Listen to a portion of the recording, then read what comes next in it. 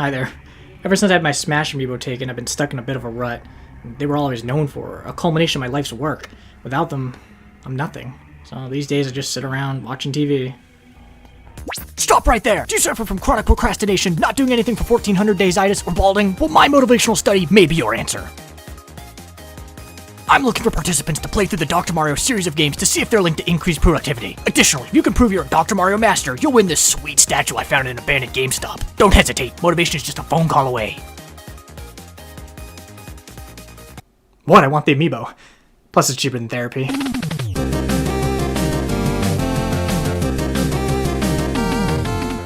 Dr. Mario. He's Mario with a PhD. That's right, folks, he's got the brains and the looks. In the late 80s, Mario was becoming quite an iconic character, and Nintendo wanted to see what else they could do with him. So the only logical next step was to send him to medical school to make a puzzle game. I mean, plumbers fix the inside of houses, and doctors fix the inside of humans, so really if you do one job, you can do the other. And it worked. Dr. Mario released for both the NES and Game Boy during the summer of 1990 in Japan, and a few months later in the rest of the world. The story revolves around Dr. Mario using his new vitamin to eliminate viruses, after an experiment at the Mushroom Kingdom Hospital's virus research lab went horribly wrong. The failed experiment released 3 colored viruses into the world: Fever, Chill, and Weird, and it's up to you to stop the spread. So basically, Peach is preparing for chemical warfare and you have to clean up her mess. The game has you match up colored pills, or mega vitamins as they're called, with light colored viruses to eliminate them. Like Tetris, the pills fall from the sky, and if your board gets filled up, you lose. Once all of the board's viruses have been wiped out, you advance to the next level, where pills fall faster and there's more viruses to eliminate. There's 20 levels and multiple different endings, depending on how many levels you complete and the speed that you're playing at.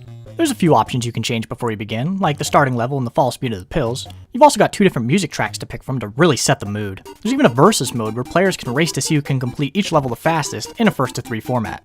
At the time, the game's main competition was Tetris, and I think it does a good job differentiating itself enough from it. While they both might look similar, with pieces falling and filling the board, stuff like progression and piece placement are completely different. Both games feature levels that increase the difficulty, but Dr. Mario's are more clear-cut, allowing for a board reset, while Tetris is one continuous game. In a way, Dr. Mario is the inverse of Tetris, with the board starting off as a cluttered mess, and Tetris starting as a clear slate. This changes how you think about where to place your pieces. In Dr. Mario, you need to think right away on which colors go where, and as you progress further, you'll waste more and more pieces as you look for specific colors. Tetris is the opposite, where piece placement matters less at the start, and more as the game progresses. But hey, I suck at both games, so I could just be talking out of my ass right now. Dr. Mario did extremely well for its time, most people praised it, but there were some concerns from parents for its depiction of medicine and pills, which I don't understand. They look so much like candy, how much harm could they do? If you're a fan of Nintendo, you're no stranger to how often they port and re-release NES games, and Dr. Mario was no exception. It was on the Versus System arcade machines later in 1990, then it was bundled with Tetris and released in the SNES for 1994, then playable on the Satellaview in Japan for a few years. They even put it on the Game Watch Boy systems, and it works just about as well as you think a game on a watch in 1992 would play. You'd really only buy this for the novelty though, because if you wanted to play Dr. Mario portably, you just buy a Game Boy. Then it was released in 2004 for the Game Boy Advance, then again 8 years later on the 3DS Virtual Console, and then it was included in the NES Classic Edition, and was eventually playable through the Nintendo Switch Online app. Nintendo just wouldn't let this game die. However, these are all just re-releases and remasters of the original games, with little to no changes. The true sequel was released in 2001 for the Nintendo 64 titled, get this, Dr. Mario 64. Releasing on April 9th, 2001, over 10 years after the original game, was the true evolution of the series. Although the core gameplay is the exact same as the original, the graphics and sound have received a massive upgrade, and a ton of new modes, characters, and stages have been added. The main new addition is the story mode, where you play as either Dr. Mario or Wario, both of which are after the stolen Mega Vitamins. Mario wants them to cure the virus outbreak, while the capitalist Wario is more interested in selling them for a profit. It's a short campaign that has you battle various enemies in Versus-style Dr. Mario matches, where you just have to beat the CPU one time to advance. Completing the story mode on normal difficulty or higher without any losses unlocks Metal Mario or Vampire Wario, depending on who you completed the story as. These characters and more can be selected or fought against in Versus mode. Sadly though, the characters are purely cosmetic and don't shake the gameplay up in any way. It would have been really cool if they provided power-ups or had different stats to encourage different playstyles. This game also adds a ton of modes, brand new to the Dr. Mario series, such as Flash, Marathon, and Score Attack, along with support for up to 4 players. Flash is a competitive mode where you race to see who can clear the flashing viruses first. Marathon is an endless mode where new viruses rise from the bottom of the board. Players can see when viruses will spawn, and can even delay it by making combos, but eventually they will come. The mode never ends, even if all the viruses are cleared, so players can try to achieve new high scores or see how long they can survive for. In Score Attack, players are given 3 minutes to earn as high of a score as possible. The goal is to eliminate all the viruses as quickly as possible so that your remaining time is converted into points. Another new addition in Dr. Mario 64 is the ability for up to 4 people to play together locally. Friends can battle it out free-for-all or can team up 2 versus 2. Unfortunately, in the team mode, each player still has their own board. I think it would have been interesting to see 2 players dropping pills on the same board working together to eliminate all the viruses. Other than the ability to change the background in some modes and new settings, that's it for Dr. Mario 64. It's what you would expect a puzzle game sequel to be. The story mode doesn't shake up the gameplay at all, but the animations and writing are cute, plus it provides you with an easier and more structured way of beating the game. The new modes are also different enough that someone might prefer one of them over the main game, and being able to play with 4 players is so cool, even if I have no one to play with. Wow, Nintendo's on a roll with this series so far. First game's innovative, the second game builds on it. I can't wait to see how the series continues to grow. Dr. Mario Online RX released exclusively on the Nintendo Wii Shop channel on May 26, 2008. 7 years since the last new entry in the series, and most of the modes from the N64 were removed, only Classic, Versus, and Flash being lucky enough to return. They all play the exact same as they did in previous entries, except now they can all be played online. The real star of the show here is the brand new Virus Buster mode. While it did appear previously in Brain Age and Brain Age 2 on the DS, this is the first time it had appeared in a Dr. Mario game. Instead of using the stylus to manually move pills, this version uses the Wii's motion controls. Yippee! It's actually a really fun mode. Eventually multiple pills start falling at once and things get pretty hectic. It's just held back by the jankiness that is the Wii's motion controls. Other than the inclusion of Mii's, updated graphics, and new musics, this is just Dr. Mario. For a 1000 point Wii Shop exclusive game, I'm not surprised there isn't much more to this. Plus I'm sure the next installment will truly evolve the series into new heights unexplored. Dr. Mario Express released on 4/20/2009, just 1 year after Online RX. It was another digital-only release, this time for the DSi, costing half the price of Online RX. Fitting, because you're only getting half the content. There's only 2 modes this time around, the same Classic and Versus modes that have been with the series since the start. And that's it. The Virus Buster mode that originally came from a DS game isn't even here. There's no online multiplayer, no local multiplayer. It literally has less content than the original NES release. They couldn't even be bothered to include all the songs from the series. This game should have been titled Dr. Mario Quickie because it's unsatisfying and doesn't make me want to come back for more. But hey, I get it. I can't expect too much from these digital releases. These were both just easy remasters to get the series on the platforms for cheap. Surely the next entry will do something new, or at least add more content than what was in the N64 version. And something new they did! By firing Mario? Dr. Luigi! One of the 4 games released in 2013 to celebrate the year of Luigi, an entire year dedicated to the man in green. It was the last of the bunch to come out, releasing exclusively on the Wii U eShop, on the very last day of Luigi's year. Way to end that year out on a positive note, Nintendo. Only 3 modes this time around, which I guess is a step up from the last entry. We've got the brand new Operation L mode, along with Retro Remedy and Virus Buster, plus the option to play some modes online. The main gimmick of this mode is in its Operation L game mode, where 2 pills are stuck together, forming a larger L-shaped pill. These larger pills are a double-edged sword. If you're good at the game, these extra pills help clear out viruses much faster, but if you suck, well then you're me.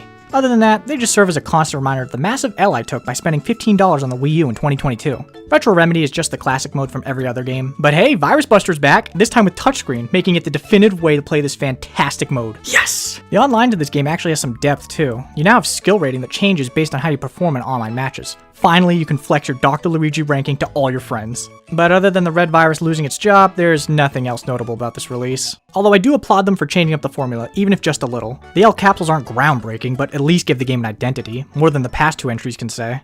Which leads us at the final stop in our journey, the hit 3DS classic, Dr. Mario Miracle Cure. Mario's triumphant return to the pharmaceutical world. Releasing exclusively on the 3DS eShop on June 11, 2015, this game's new mechanic are the Miracle Cures. These are power-ups that you obtain every time you fill up the Miracle Gauge, which slowly fills up over time with every match you make. Once it's fully charged, you'll drop a power-up instead of a pill. These powerful Miracle Cures can remove all viruses or capsules of a certain color, erase anything in a horizontal or vertical line, or explode anything within a small radius. There's also some Versus exclusive Miracle Cures that hinder your opponent, such as inverting their controls, preventing them from rotating capsules, and speeding up the rate at which their capsules drop. You don't get to pick which Miracle Cure you receive, but you can see which one you'll get next once your meter is fully charged. Overall, this feature makes the game leaps and bounds easier. Since they show up over time, if you're getting overwhelmed with pills, you can just stall until the next Miracle Cure shows up to help clear the board and get yourself back in the game. Making the game easier though is only a good thing, since they're completely optional in most modes and allow noobs, myself, to enjoy the game. In addition to the new Miracle Cure feature, this game also reintroduces the story mode.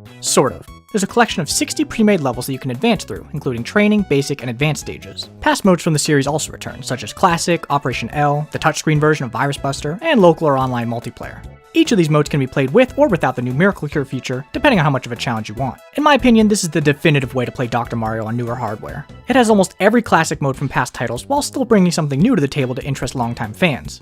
Is it groundbreaking? Obviously not. But for being the newest Dr. Mario game we currently have, I think it does its job. Wait, what's that? I thought that was every Dr. Mario game. No, did they turn Dr. Mario into a gacha-style mobile game?